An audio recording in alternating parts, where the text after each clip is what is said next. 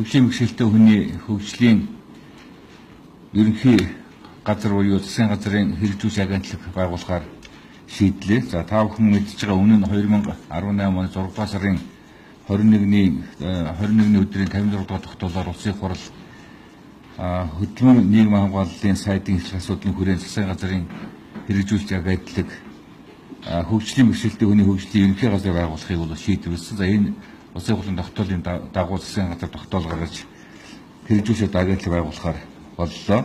За энэ хэрэгжүүлэх агентлаг маань шинээр төсөв оронтой шаардахгүйгээр байгуулад үйл ажиллагаа явуулахын бүрэн боломжтой гэж үзэж байгаа.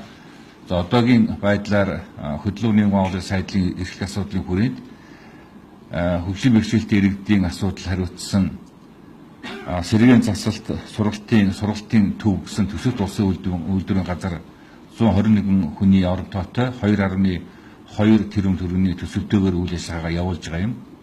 Тэгэхээр энэ улсын төсөвт улсын үйлдвэрийн газрын төшөглөж энэ үйлдвэрийн газраас 35 хүний орон тойг энэ шинээр байгуулагдж байгаа агентлагийн бүтцэнд оруулж агентлагийн орон тойг байгуулна. За цаана нь 86 орон тоотойгоор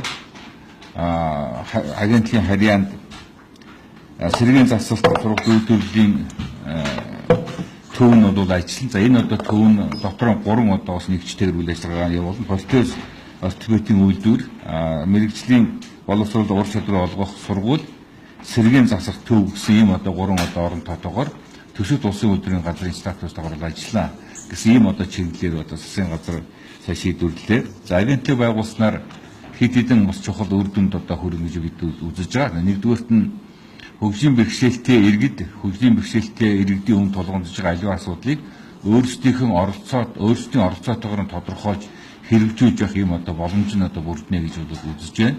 За хоёр дахь асуудал нь хөгжлийн бэрхшээлтэй иргэдийн өмнө тулгамддаг асуудал бол нийгмийн амьдралд тэгш оролцох юм боломжийг нь одоо нэмэгдүүлэх, зөөлөнд дид үтцийг бий болгоход чухал одоо бас үр дүнтэй ашиг өгтөлтөй болно гэж үзэж байгаа.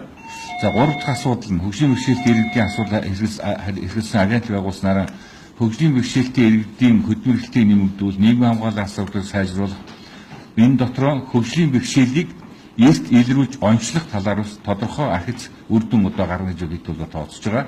За та бүхэн мэдж байгаа улсын хэмжээгээр нийт хүн амын маань 3.5% буюу 103,600 иргэн хөгжлийн бэрхшээлтэй иргэд одоо байна гэсэн ийм судалгаа тооцоог бол бий. За энэ эдгээр иргэдийн маань 58% нь олдмол хөгжлийн бэрхшээлтэй иргэд байна. За 42% нь төрөлхийн одоо хөгжлийн бэрхшээлтэй иргэд байна гэсэн. Тийм учраас бол энэ хөгжлийн бэрхшээлийг эрт одоо илрүүлж одоо онцлох. За нөгөө талаас нь олдмол бий болж байгаа энэ хөгжлийн бэрхшээлийг бууруулах одоо чиглэлээр энэ агентлаг онцгой анхааш одоо ажиллаж үр дүнд одоо хүрнэ гэсэн ийм одоо чиглэлээр бол агентлагуудаа байгуулж байгааг бол та бүхэндээ хэлье. За сая ерөнхий сайдын хуралдаан дээр бас нэг яамд нэг одоо өгсөн энэ агентлагт ажилуулахад хөгжлийн бэрхшээлтэй хүний зовлон жаргалыг одоо мэддэг тийм одоо чиглэлийн одоо мэрэгжлийн ялангуяа бас хөгжлийн бэрхшээлтэй боловч хөгжлийн бэрхшээлтэй иргэдийн сайн сайхны төлөө ажиллаж одоо чадах ийм одоо мэрэгжлийн одоо улсуудыг бас авчид бас ажилуулаарай гэдэг онцгой анхаарч ажиллахыг засгийн газраас бас үүрэг одоо өгсөн гэдгийг та бүхэндээ хэлхийг хүсэж байна.